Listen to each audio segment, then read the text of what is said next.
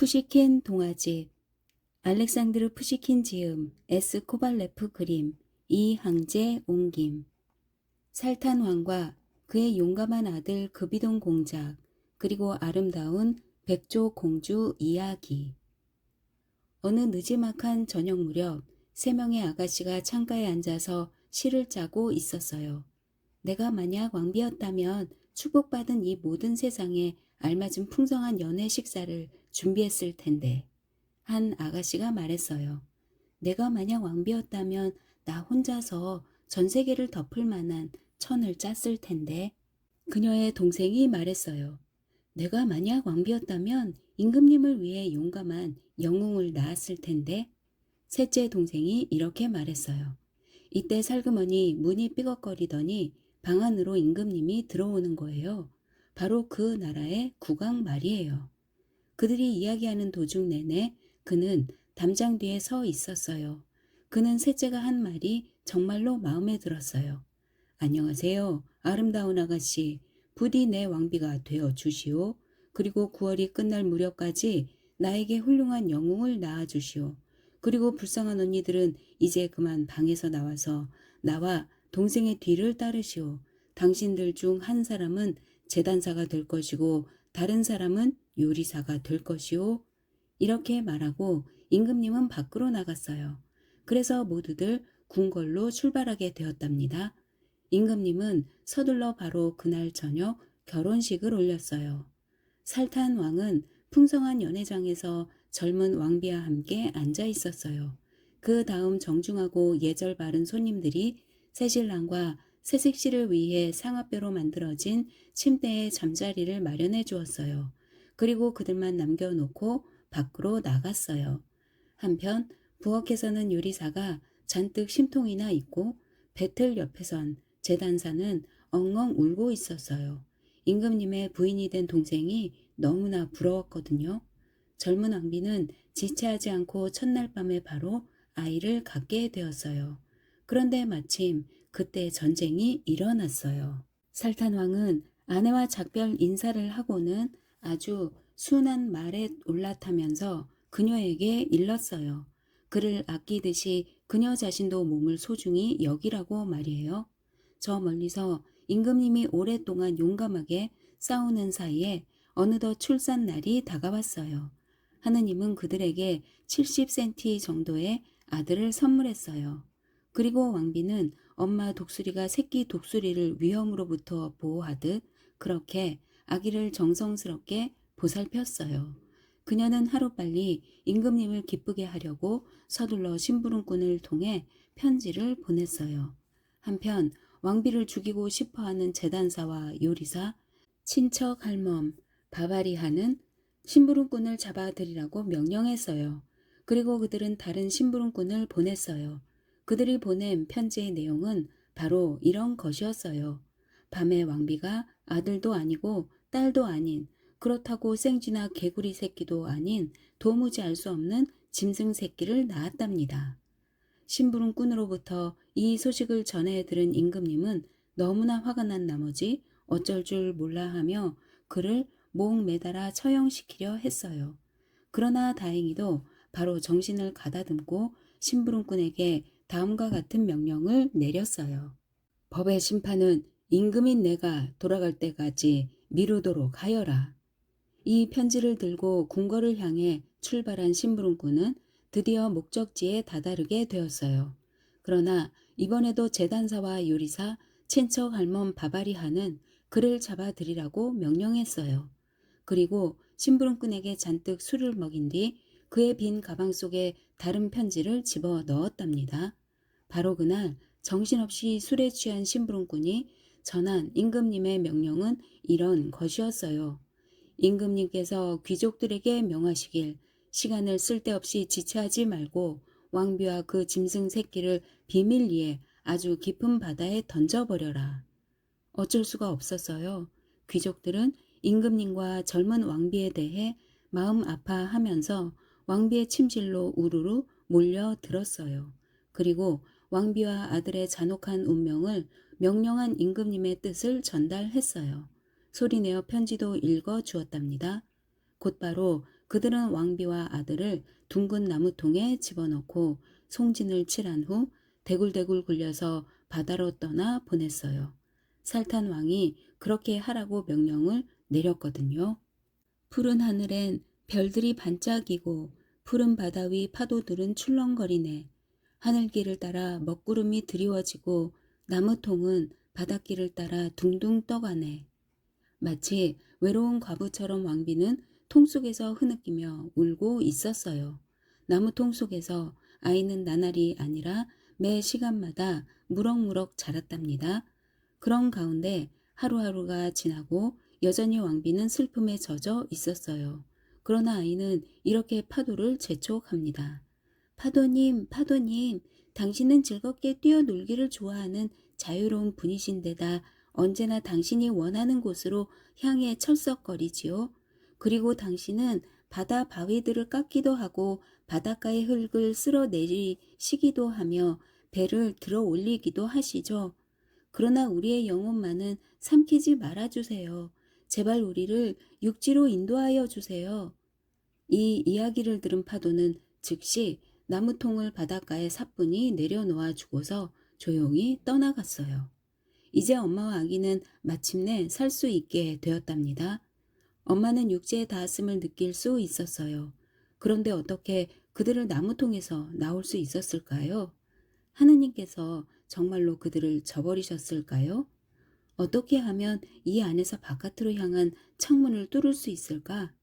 왕자는 이렇게 말하며 다리를 번쩍 들고 머리를 밑바닥에 대고서 약간 힘을 주었어요.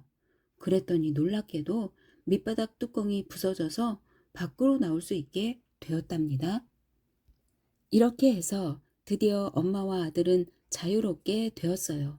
넓은 들판엔 언덕이 보이고 주위엔 온통 푸른 바다가 펼쳐져 있고 언덕 위엔 초록색 옷으로 치장한 참나무가 서 있었어요.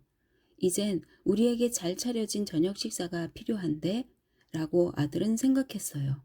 그리고 참나무 가지를 잘라다가 팽팽하게 구부러뜨려서 명주실로 이 참나무 활에 올매었어요. 얇은 줄기들은 잘라서 가볍고 날카롭게 화살촉을 만들었고요. 그런 다음 바닷가에 살고 있는 들새를 잡으려고 골짜기 끝으로 다가갔어요. 왕자가 바다에 다다랐을 때 마치 신음소리 같은 이상한 소리가 들려왔어요.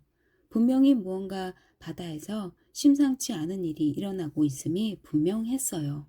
출렁이는 물결 위에 백조가 날개를 퍼덕이고 있고 솔개가 공중에서 빙빙 날고 있었어요. 이 가련한 백조는 울부짖으며 주위에 물을 철부덕거리며 발버둥 쳤어요. 솔개가 이미 발톱을 세우고 선홍빛을 띤 부리를 백조에게 날카롭게 들이우려는 순간 휙 소리를 내며 화살이 날아가서 솔개의 목에 명중했어요. 왕자는 화를 내리고 솔개가 바다에 떨어지는 모습을 지켜보고 있었어요. 아니 그런데 이게 웬일이에요? 아파서 신음하는 소리가 새 울음소리가 아니었어요. 그 근처에서 헤엄을 치고 있던 백조는 부리로 이 고약한 솔개를 마구 쪼아대었어요. 빨리 죽게 하기 위해 날개를 힘차게 퍼덕이며 말이죠. 이렇게 해서 결국 솔개를 바다에 빠져 죽게 했답니다. 그리고 나서 왕자에게 말했어요. 당신은 저의 생명의 은인이시고 악마로부터 저를 구해주신 용감한 분이에요. 저 때문에 화살이 바다에 잠겨 사흘 동안 굶게 되었다고 너무 슬퍼하지 마세요.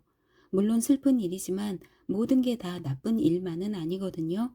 당신께 이 은혜를 꼭 갚겠어요. 이 다음에 당신을 위해 제가 좋은 일을 할 수 있을 거예요.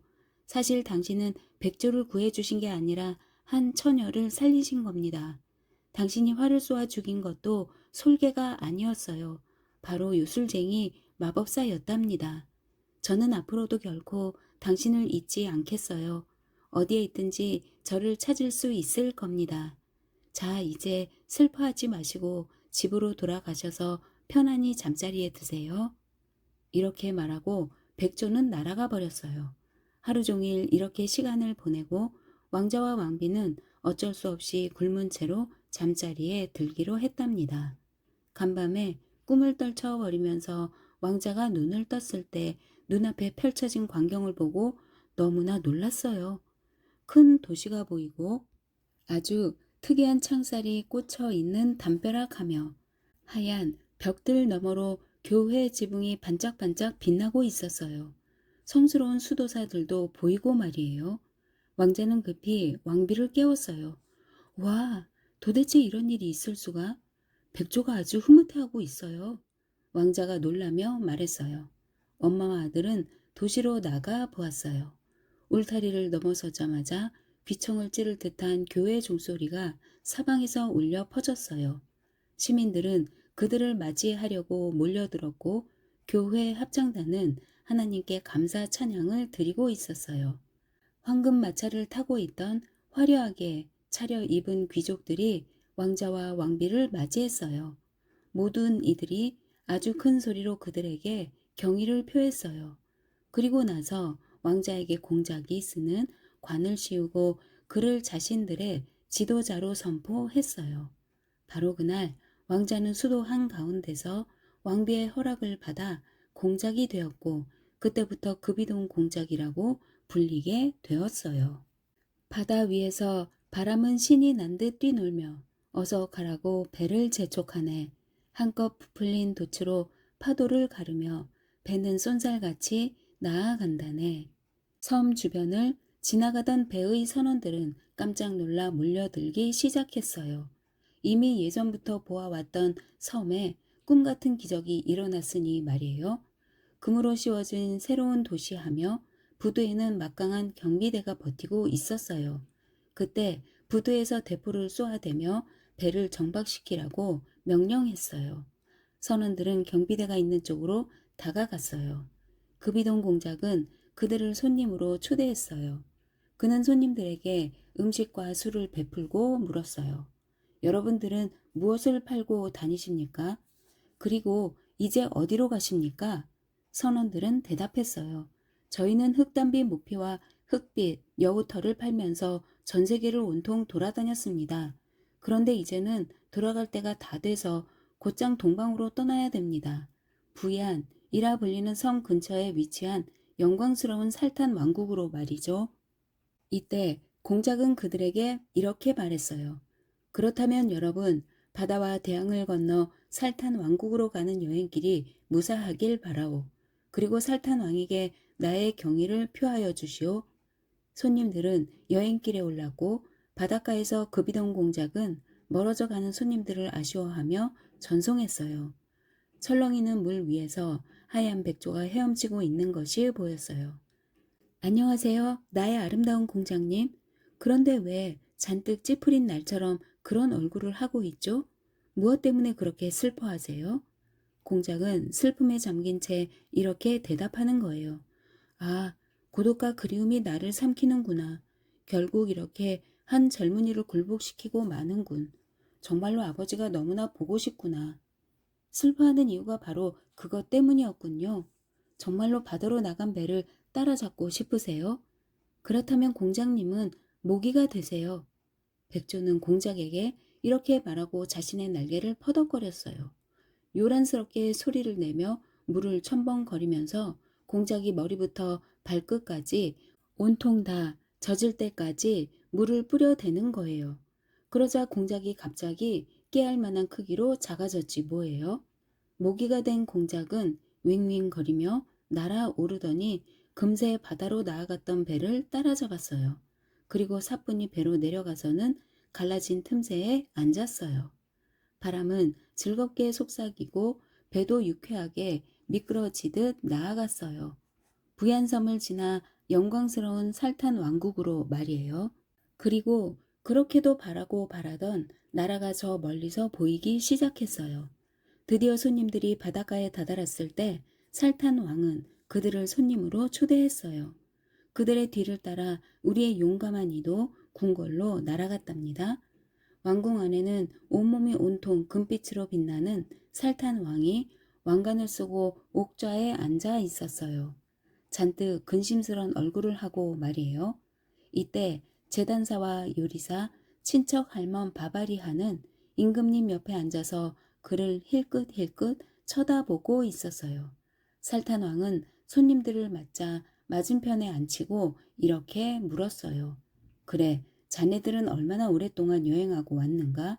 또 어디로 가려는고? 바다 건너 저쪽 세상은 좀 어떻던가? 좋던가 나쁘던가? 이 세상에 도대체 어떤 신기하고 놀랄만한 일이 있던가? 선원들은 대답했어요. 저희는 온 세상을 다 돌아다녀 봤습죠. 저 바다 너머의 생활은 그리 나쁘지 않습니다. 도대체 세상에 신기한 일도 다 있습니다. 바다 위에 휴식하기에도 마땅치 않고 사람이 살기에도 적당치 않은 그런 험한 섬이 있었죠. 그런데 글쎄 그 섬 위에 금으로 씌운 지붕이 있는 교회하며 고급 저택, 정원들이 즐비한 그런 도시가 세워져 있더라고요. 그곳에 급이돈이라는 공작이 살고 있는데 임금님께 경의를 표했습니다. 살탄 왕은 이러한 신기한 일이 있다는 사실이 너무나 놀라웠어요. 내가 살아있는 동안 정말 꿈만 같은 이 섬에 꼭 들러서 급이돈 공작댁을 방문해 보겠노라. 재단사와 요리사 그리고 친척 할멈 바바리하는 임금님이 이 신기하고 놀라운 섬을 방문하게 하고 싶지 않았어요. 다른 사람들에게 몰래 윙크를 하며 요리사가 말했어요. 오, 그거 정말 놀라운 일이네요. 바다 위에 도시가 서 있다니. 그런데 진짜 놀랄 만한 일은 따로 있죠. 숲속 어딘가에 전나무가 있는데 그 나무 밑에 다람쥐가 살고 있어요. 다람쥐가 노래를 부르며 모든 호두를 갉아 먹으며 말이죠. 그런데 이 호두는 보통 호두가 아니랍니다. 호두 껍질은 온통 금으로 되어 있고 그 알맹이는 진짜 에메랄드 보석이에요. 어때요? 이게 바로 진짜 신기한 일이지 않고 뭐겠어요. 이러한 꿈 같은 사실에 살탄 왕은 너무나 놀랐어요. 한편 모기는 너무나 화가 치밀었어요. 그래서 요리사인 이모의 오른쪽 눈을 꽉 물었어요. 그러자 요리사는 얼굴이 하얗게 질리더니 정신을 잃었어요. 결국 이렇게 요리사는 애꾸눈이 되었답니다. 이를 지켜보던 하인들과 친척 할멈 그리고 재단사는 소리를 지르며 모기를 잡으려고 애썼어요. 이 망할 놈의 모기 같으니! 그러나 모기는 이런 것에 아랑곳하지 않고 유유히 바다를 건너 자기 땅으로 돌아왔어요. 또다시 공작은 줄곧 푸른 바다를 바라보며 바닷가를 거닐고 있었어요. 공작은 출렁이는 물결 위에 새하얀 백조가 헤엄치고 있는 걸 보았어요. 안녕하세요. 나의 아름다운 공장님. 그런데 왜 잔뜩 찌푸린 날처럼 그런 얼굴을 하고 있죠? 무엇 때문에 그렇게 슬퍼하세요? 백조가 그에게 말했어요. 아, 고독과 그리움이 나를 삼키는구나. 기적이 일어날 수만 있다면 좋으련만. 숲속 어딘가에 전나무가 있는데 그 나무 밑에서 다람쥐가 살고 있대. 정말로 신기하고 쉽게 볼 수 있는 그런 다람쥐가 아니라는 거야. 다람쥐가 노래를 부르며 모든 호두를 갉아먹고 있다는군. 호두 껍질은 온통 황금으로 되어 있고 그 알맹이는 진짜 에메랄드 보석이래. 그런데 어쩌면 사람들이 거짓말하는 것인지도 모르지. 백조가 공작에게 대답했어요. 그 다람쥐가 살고 있는 세상은 정말로 있답니다. 저는 꿈에나 있을 법한 이런 일을 잘 알고 있어요. 나의 공장님, 너무 슬퍼하지 마세요.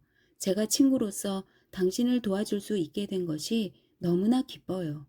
공작은 한결 가벼워진 마음으로 집으로 돌아갔어요.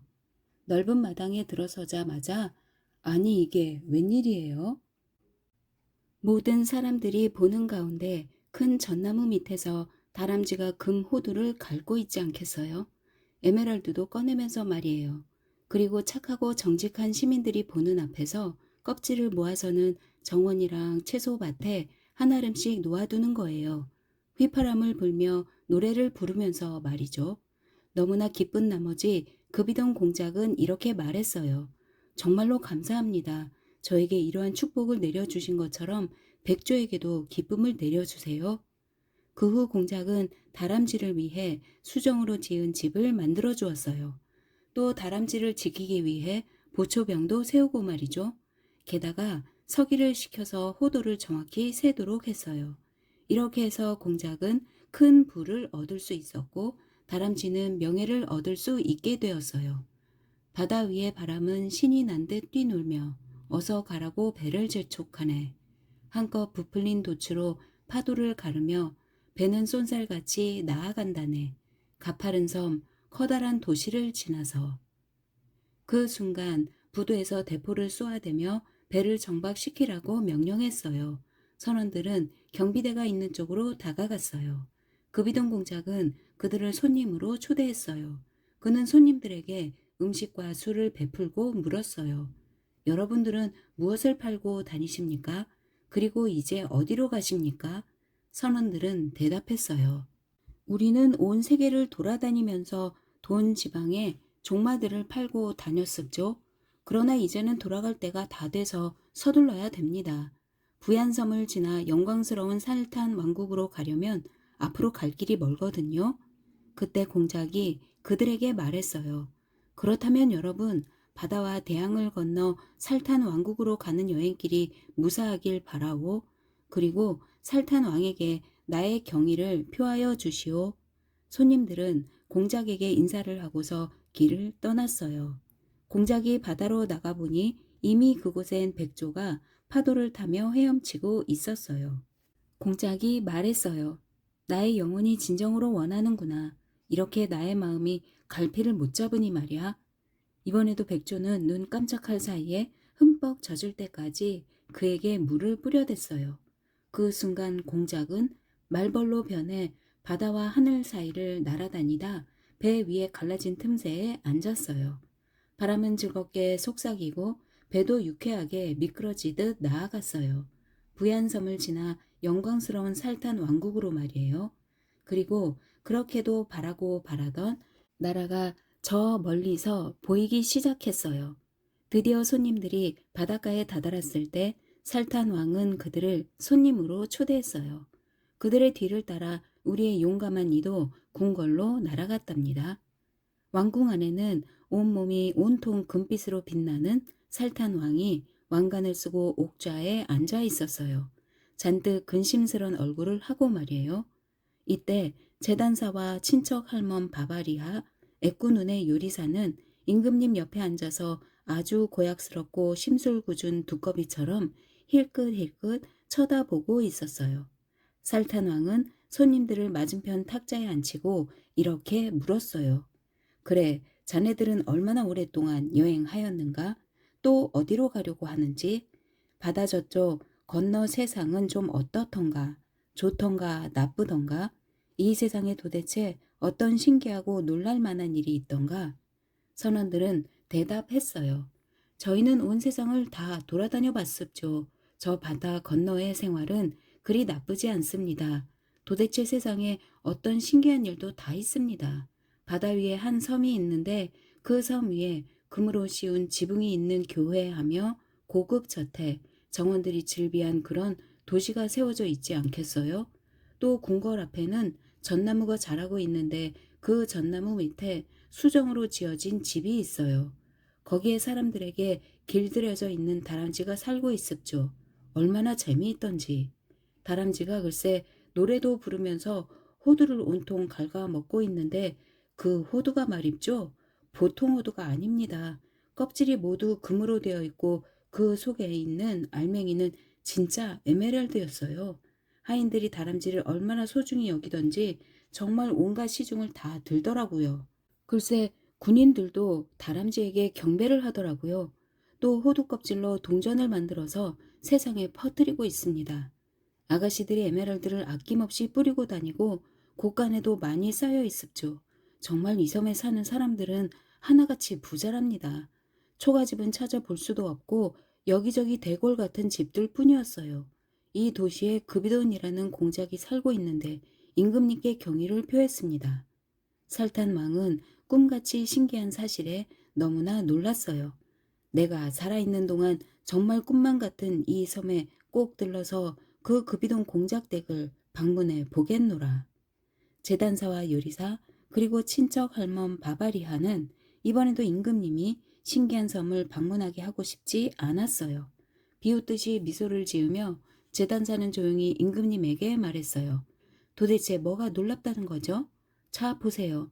다람쥐가 돌멩이를 갉아먹고 금을 던져주기도 하면서 에메랄드를 산더미처럼 쌓아놓는 게 뭐가 그리 놀라워요? 이 정도로 우리가 놀랄 사람들이 아니죠. 어쨌든 정말일 수도 있고 거짓말일 수도 있겠죠 뭐. 세상엔 진짜 다른 놀랄 만한 일이 있답니다. 바다가 덮칠 듯이 요란한 소리를 내며 사납게 파도를 일으키고 인적 없는 바닷가로 몰려가서는 사방으로 재빨리 흩어져 버리는 그곳에 33명의 용사들이 불길이 타오르는 듯한 빛을 발하면서 물고기 비늘 모양의 갑옷을 입고 서 있답니다. 하나같이 몸집도 크고 젊은 전사들이 말입니다. 어찌나 비슷하든지 마치 일부러 고른 것 같다니까요. 그들 곁에는 체르나모르라고 불리는 지휘관 할아버지도 함께 있어요. 이게 바로 놀라운 일이지 않고 뭐겠어요? 이제야 정직하게 사실을 말했다고 할 수 있겠죠? 지혜로운 손님들은 아무 말도 안 했어요. 그녀와 싸우고 싶지 않았거든요. 살탄왕은 이 사실에 너무나 놀랐어요. 그런데 급이동 공작은 정말 너무나 화가 난 나머지 윙윙거리고 날아가서는 재단사의 왼쪽 눈에 앉았어요. 그 순간 재단사의 얼굴이 하얗게 질렸어요. 아이고! 재단사조차도 드디어 애꾸눈이 되었어요. 모두 소리쳤어요. 빨리 잡아, 잡아. 잡아서 눌러 죽이라고. 잠깐 그대로 있어. 어디 두고 보자. 공작은 창문으로 날아가서는 유유히 바다를 건너 자기 땅으로 돌아왔어요. 공작은 줄곧 푸른 바다를 바라다 보며 바닷가를 거닐고 있었어요. 출렁이는 물결 위에 새하얀 백조가 헤엄치고 있는 게 보였어요. 안녕하세요. 나의 아름다운 공작님. 그런데 왜 잔뜩 찌푸린 날처럼 그런 얼굴을 하고 있죠? 무엇 때문에 그렇게 슬퍼하세요? 백조가 그에게 말했어요. 급이동 공작이 대답했어요. 아, 고독과 그리움이 나를 삼키는구나. 내 땅에 기적을 일으킬 수만 있다면 좋으련만.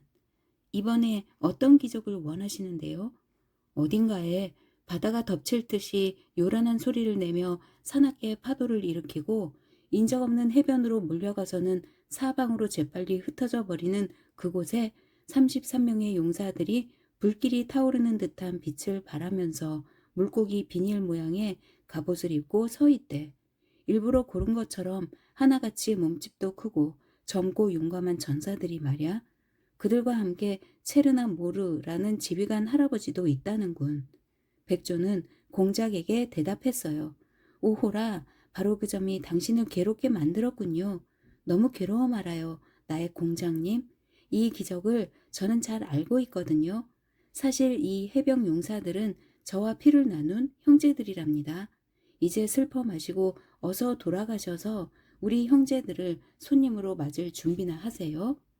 슬픔을 말끔히 잊은 채 공작은 돌아왔어요. 그리고 탑으로 올라가서 바다를 살피기 시작했어요. 그런데 갑자기 바다가 요동치면서 요란스럽게 물을 흩뿌리더니 바닷가에 33명의 용사들이 나타났어요. 물고기 비닐 모양의 갑옷을 입고 불길이 타오르는 듯한 빛을 발하며 줄을 맞춰 용사들이 행진하고 있고 그 앞에선 은빛 백발의 지휘관 할아버지가 그들을 도시로 이끌며 오고 있었어요. 공작은 재빨리 탑에서 뛰어내려와서 소중한 손님들을 맞이했답니다. 시민들도 황급히 모여들었어요. 지휘관 할아버지가 공작에게 말했어요. 백조가 우리를 당신에게 보냈습니다. 그리고 순찰을 돌며 이 영광스러운 도시를 지킬 것을 명령하셨습니다. 그래서 이제부터는 항해를 중지하고 하루도 빠짐없이 당신의 거대한 성벽 주변에서 망을 볼 것입니다. 그럼 곧 다시 뵙도록 하겠습니다. 아무래도 바다에 나가봐야 될 것 같습니다. 저희 같은 사람들에겐 육지 공기로 숨쉬기가 쉽지 않거든요. 이렇게 말하고 모두 집으로 돌아갔습니다. 바다 위의 바람은 신이 난 듯 뛰놀며 어서 가라고 배를 재촉하네. 한껏 부풀린 돛으로 파도를 가르며 배는 쏜살같이 나아간다네. 가파른 섬, 커다란 도시를 지나서. 그 순간 부두에서 대포를 쏘아대며 배를 정박시키라고 명령했어요. 선원들은 경비대가 있는 쪽으로 다가갔어요. 급이동 공작은 그들을 손님으로 초대했어요. 그는 손님들에게 음식과 술을 베풀고 물었어요. 여러분은 무엇을 팔고 다니십니까? 그리고 이제 어디로 가려 하시죠? 선원들은 대답했어요. 저희는 온 세계를 다 돌아다니며 진짜 은과 금으로 만든 검을 팔고 다녔습죠. 그러나 이제는 돌아갈 때가 돼서 서둘러 가야 됩니다. 부얀 섬을 지나 영광스러운 살탄 왕국으로 가려면 앞으로 갈 길이 멀거든요. 그때 공작이 그들에게 말했어요. 그렇다면 여러분, 바다와 대양을 건너 살탄 왕국으로 가는 여행길이 무사하길 바라오. 그리고 살탄 왕에게 나의 경의를 표하여 주시오. 손님들은 공작에게 인사를 하고 길을 떠났어요. 공작이 바다로 나가보니 그곳엔 이미 백조가 파도를 타며 헤엄치고 있었어요. 또다시 이렇게 말했어요. 나의 영혼이 진정으로 원하는구나.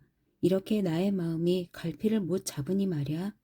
이번에도 백조는 눈 깜짝할 사이에 흠뻑 젖을 때까지 그에게 물을 뿌려댔어요.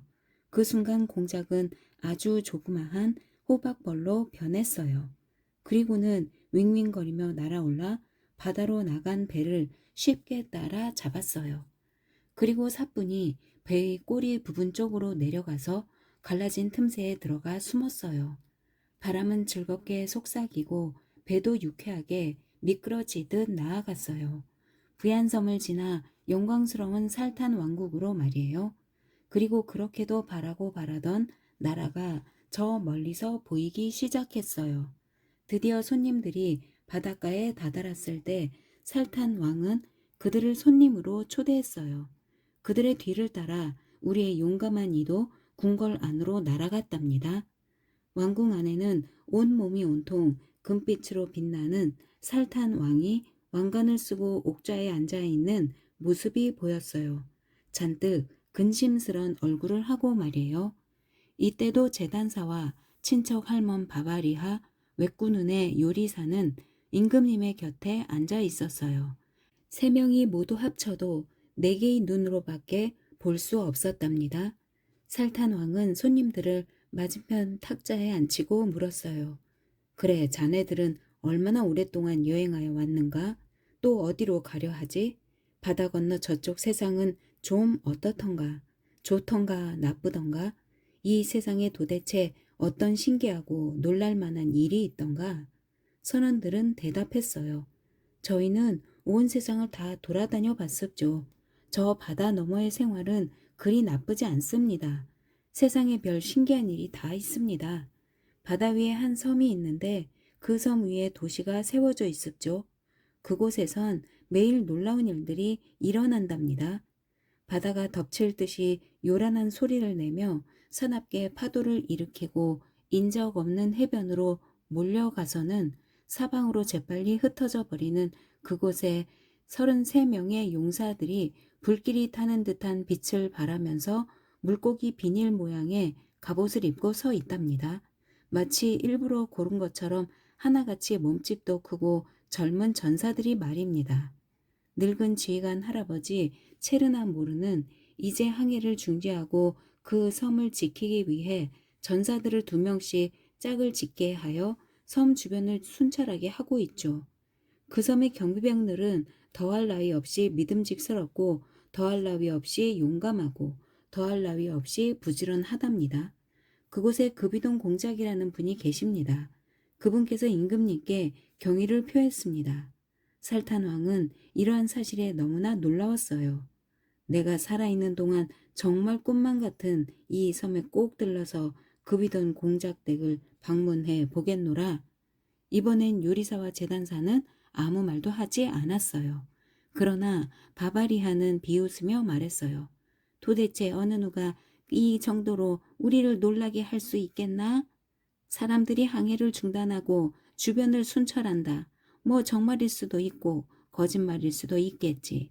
자네들이 이야기한 것에 놀라운 것이 하나도 없네 그려. 이 세상에 어떤 기적이 있는 줄 아나? 소문으로 떠돌지만 진짜 사실이라네. 저기 바다 건너에 한 공주가 살고 있는데 그 모습이 얼마나 아름답던지 한번 보면 눈을 뗄 수가 없다고 하더군. 낮에는 밝은 세상이 그 빛이 부드러워 움츠러들고 밤에는 온 지상을 밝게 밝혀준다고 하네 그려. 그 길에 길겠다 늘어뜨린 머리에 달림도 살포시 달빛을 비추고 그 이마엔 별이 반짝이고 있다네. 얼마나 그 모습이 아름다운지 마치 공작새가 한껏 그 화려함을 뽐내는 격이라더군. 또 목소리는 어떻고 마치 자그마한 시냇물이 졸졸 흐르는 듯이 이야기한다더군 그래. 이게 진짜 놀라운 일이지 않고 뭐겠나? 지혜로운 손님들은 노파와 말싸움을 하고 싶지 않아 아무 말도 않고 입을 다물고 있었어요. 이 꿈만 같은 사실에 임금님은 너무나 놀라웠어요. 한편 왕자는 비록 화는 났지만 늙은 할머니의 눈을 쏜다는 게 마음에 내키지 않았어요. 그냥 윙윙거리며 할머니 머리 주위를 빙빙 돌다가 할머니 코에 바로 벌침을 놓았답니다. 그러자 코가 벌겋게 부어올랐어요. 이번에도 비명소리가 들렸어요. 아이고 나 살려라. 경비병 어서 저놈을 잡아서 눌러 죽이라고. 어디 이놈 조금만 기다려라. 가만 안 둘 테니. 호박벌은 창문으로 날아올라 유유히 바다를 건너 자기 땅으로 돌아왔어요. 공작은 줄곧 푸른 바다를 바라보며 바다를 거닐고 있었어요. 이번에도 출렁이는 물결 위에 새하얀 백조가 헤엄치고 있어요. 안녕하세요. 나의 아름다운 공장님. 그런데 왜 잔뜩 찌푸린 날처럼 그런 얼굴을 하고 있죠? 무엇 때문에 그렇게 슬퍼하세요? 백조가 그에게 말했어요. 급이동 공작이 대답했어요.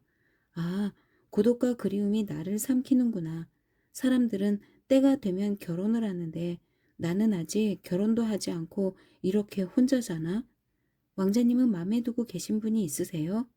그래, 이 세상 어딘가에 한 번 보면 눈을 뗄 수 없을 정도로 아름다운 공주가 살고 있대.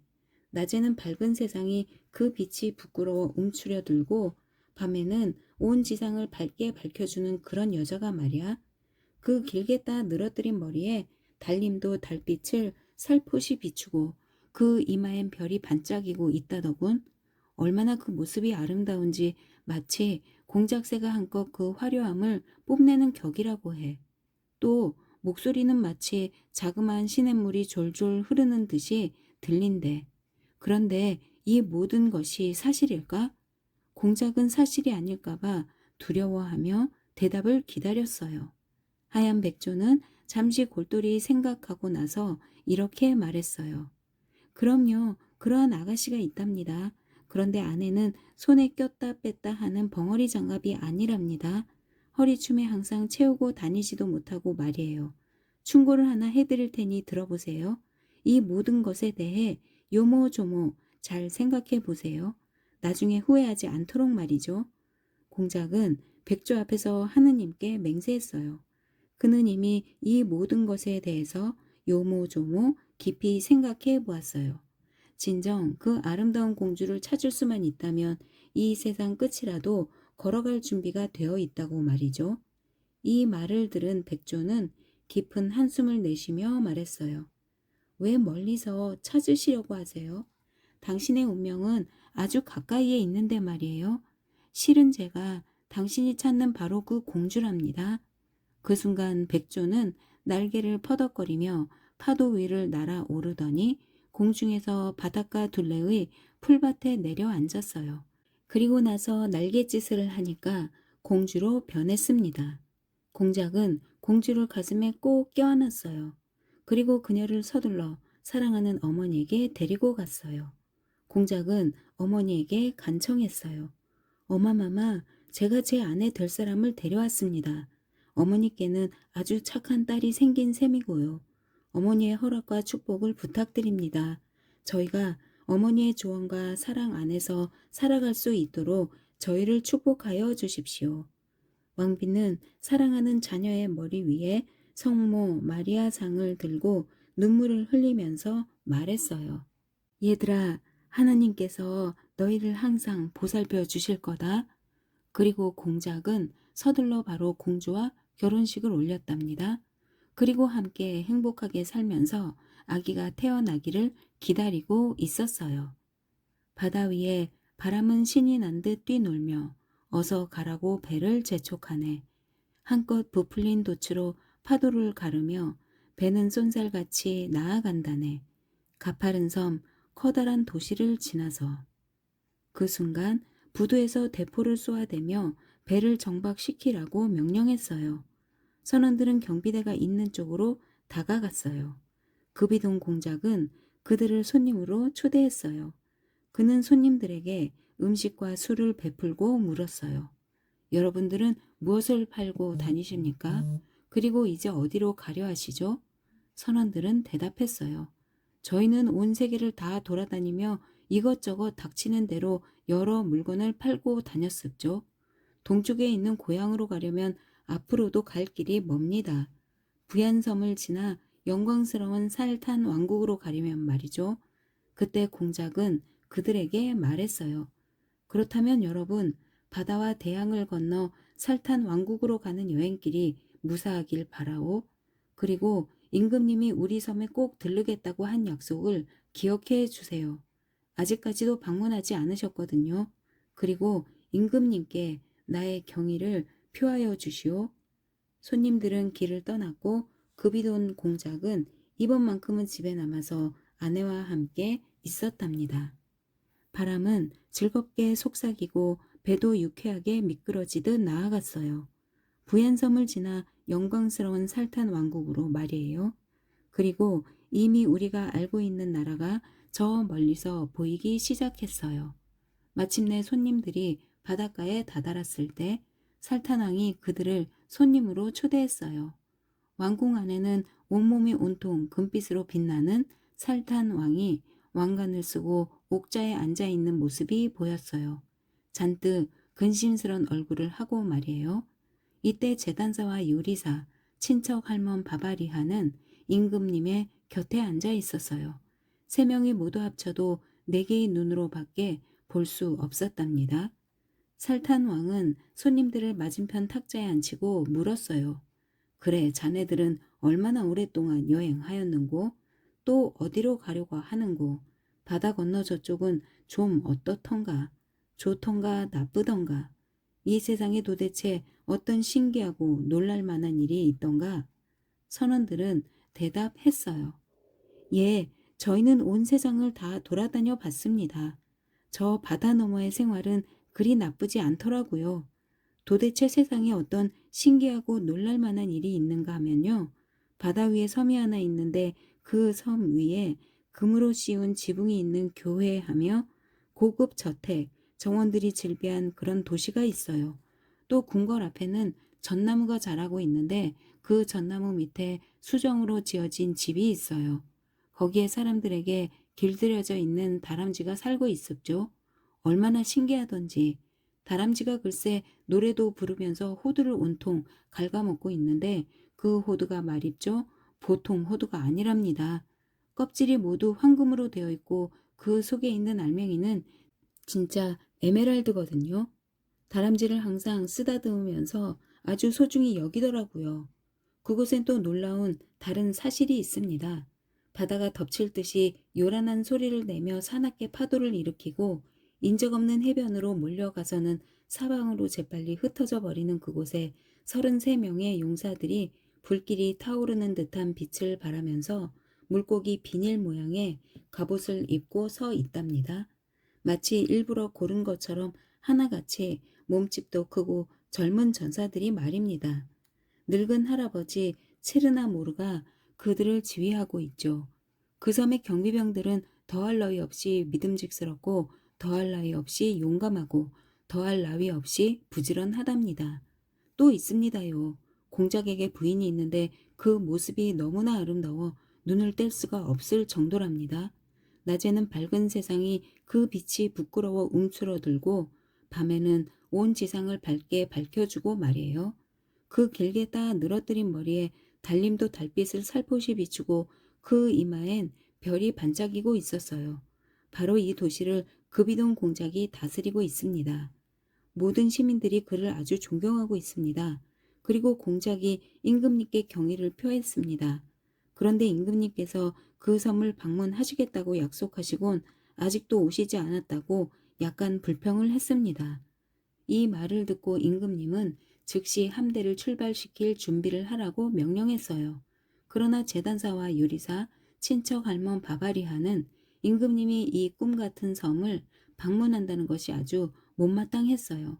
그래도 임금님은 이번만큼은 전혀 그들을 신경 쓰지 않고 오히려 그들을 달랬어요. 내가 도대체 누군가, 임금님이 아닌가? 아니면 어린아이인가? 임금님은 아주 진지하게 말했어요.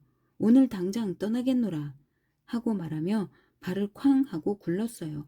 그리고 문을 쾅 닫고 밖으로 나가버렸어요. 창가에 앉아 그비도는 말없이 바다를 바라보고 있었어요. 바다도 왠지 소란스럽게 철썩거리지도 않고 간간히 찰랑거리는 소리만 들려왔어요. 그런데 갑자기 저 멀리서 배들이 보이기 시작했어요. 바다 수평선을 따라 살탄 왕이 이끄는 함대가 말이에요. 이를 본 순간 급이동 공작은 뛰어나가 큰 소리로 외쳤어요. 어머니, 어머니, 여보, 부인, 저기를 보세요. 이리로 아버지가 오고 계세요. 이제 함대는 거의 섬 가까이 와 있었어요. 급이동 공작은 망원경 조절대를 맞추었어요. 임금님이 갑판에 서서 망원경으로 그들을 보고 있었어요. 임금님의 곁에는 제단사와 요리사, 친척 할멈 바바리아도 함께 있었어요. 그들은 이 낯선 섬에 너무나 놀랐어요. 얼마 후 대포가 쏘아 올려졌고 종소리가 사방에 울려 퍼졌어요. 급이동 공작은 직접 바닷가로 나가서 제단사와 요리사, 친척 할멈 바바리아와 함께 나온 임금님을 맞이했어요. 그리고 아무 말도 하지 않고 임금님을 도시로 안내했어요. 드디어 이제 모두가 궁궐로 가게 되었답니다. 궁궐 입구엔 마치 일부러 고른 듯한 하나같이 크고 젊은 33명의 용사들이 임금님의 눈앞에 버티고 서 있었어요.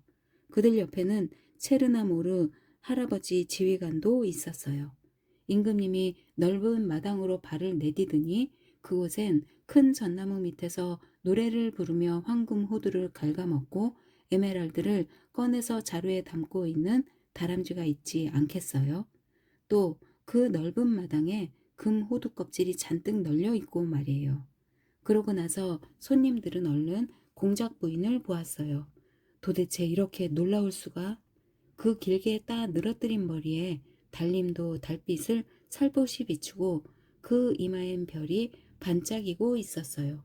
얼마나 그 모습이 아름다운지 마치 공작새가 한껏 그 화려함을 뽐내는 것 같았어요. 그리고 그녀는 시어머니를 모시고 나왔어요. 왕은 그녀가 누구인지를 알아보고는 기쁨으로 마음이 벅차 올랐어요. 지금 내가 누구를 보고 있는 건가? 도대체 어찌 된 일인가? 어떻게 이런 일이? 왕은 눈물을 흘리며 왕비와 아들, 젊은 며느리를 품에 껴안았어요. 그 후 모두 식탁에 앉아서 즐거운 연회를 가졌답니다. 한편 제단사와 요리사, 친척 할멈 바바리아는 구석에 몸을 숨기고 있었기 때문에 간신히 그들을 찾을 수 있었어요. 그들은 모두 이미 벌어진 일에 대해 자신들의 잘못을 뉘우치며 엉엉 울었어요. 임금님은 너무 기쁜 나머지 3명 모두를 용서하며 그냥 집으로 돌려보냈답니다. 그러면서 하루가 흘렀어요. 사람들은 절반쯤 취한 살탄 왕을 잠자리에 들게 했어요. 나도 그곳에 있었는데 코가 삐뚤어지도록 꿀과 술을 엄청 마셨답니다.